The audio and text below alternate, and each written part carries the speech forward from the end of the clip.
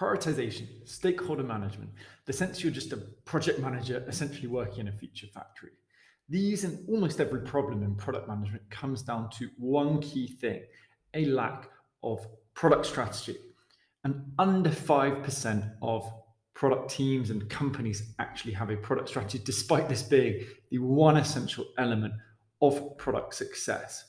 Why is strategy so important? Well, without a strategy, we lack a clear framework to direct our efforts on where we can really deliver value, more importantly, where we can deliver unique value. In our case, at Prod MBA, we've used this to bootstrap the company from 0 to 6 figures within 10 months by focusing obsessively over our unique value proposition.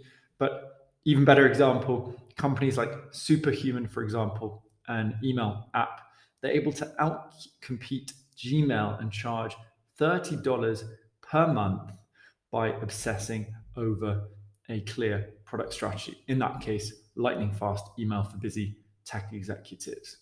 So in this very brief free training, what I'm going to do is go over 3 or 4 steps that you can apply immediately, and you can follow along with a piece of paper or use the link to the board below to actually put this into practice, actually craft your product strategy and start really building products that actually deliver a lot of value to your customers.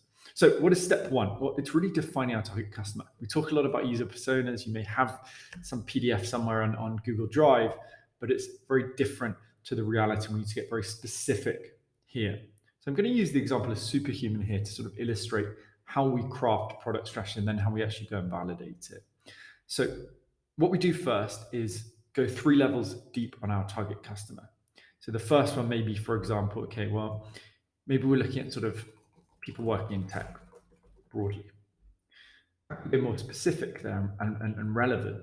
Or maybe about, tech executives. They have different needs there. What about busy tech executives? And what we do just below here, in this case, if we're doing this in a workshop format, the facilitator might do this. We just simply define what ultimately they're looking for here. What's the desired outcome? So in this case, really saving time, right? Saving a lot of time, ideally. But once we've got our niche, busy tech executive specifically, we then want to define specific problems that they face, acute problems that they face. So we can just sort of copy our niche description, put it at the top so it's nice and clear. And then we would just write out problems here. We could do this ourselves. We can do this as a team as well, using the workshop format. But simply list out problems for now. So first thing might be, okay, well, meetings being too long. Lack of strategy is one that wastes a lot of time as well. Email taking just 3 hours per day. So there are 3 quite acute problems here, but email actually is quite an interesting one, quite acute and quite solvable. So what we do in this case, we're going to focus in on this one specific problem that we think is very acute and very addressable, and we're then going to flip the problem into an opportunity. So we take our problem of email taking 2 to 3 hours per day for busy tech executives. I'm just going to flip that into opportunities. So it could be, for example, fewer emails. Hard to solve, but an idea. What about lightning fast email service? Seems a good opportunity, right? Something that nobody is doing now. And ultimately, we're solving this core problem. So we've flipped an acute problem into an opportunity. And then all we're going to do is craft this into what we call an MVO, a minimal viable offer, essentially a statement outlining what we believe our unique value proposition is going to be, and therefore what we're going to take them to the market to test and to validate, to say, yes, this is the thing we should focus all of our efforts on as a team and that we should align all of our stakeholders around. So let's just get the elements of what we've been talking about over here, right? So we've got our opportunity, we've got our niche, and we've got the desired outcome they're looking for. Right, so we can see here we've got niche, we've got the desired outcome they're looking for, and then finally, Sorry, a little bit fiddly. One sec. And then we have the opportunity. All we need to do now, again, you can do this as a team, get lots of ideas down, or simply do this yourself to get the ball rolling. We simply insert these pieces, right, to form our minimal viable offer statement, our unique value proposition.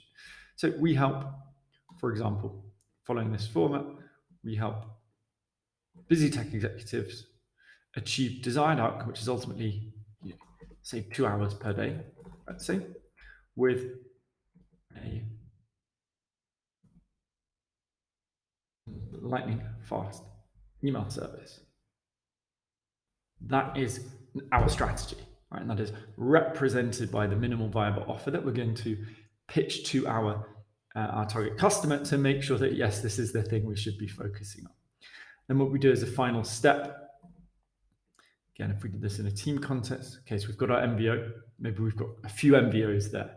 How do we actually go and validate this? So usually what we do is simply put, let's say, 6, 7 of these in a survey, send it out to our specific target customer, right? Those are the ones that really matter.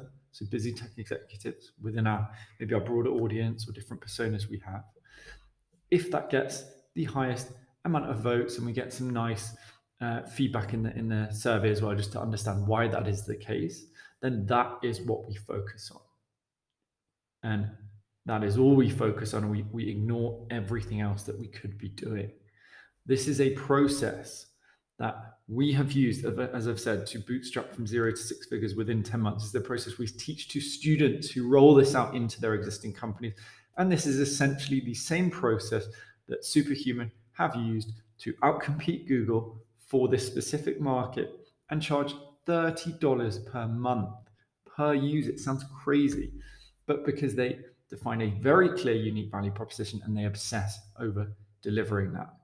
So if you want to actually put this into action, what I suggest doing is just book a quick call with me using the link below so I can introduce you to the workshop framework that we've put together here and help you roll this out, right? Run one of these sessions with your company. This will dramatically improve the impact that you have with your product, but also the impact that you have as a product leader. So I really recommend booking a call and we can talk about how to actually put this into practice.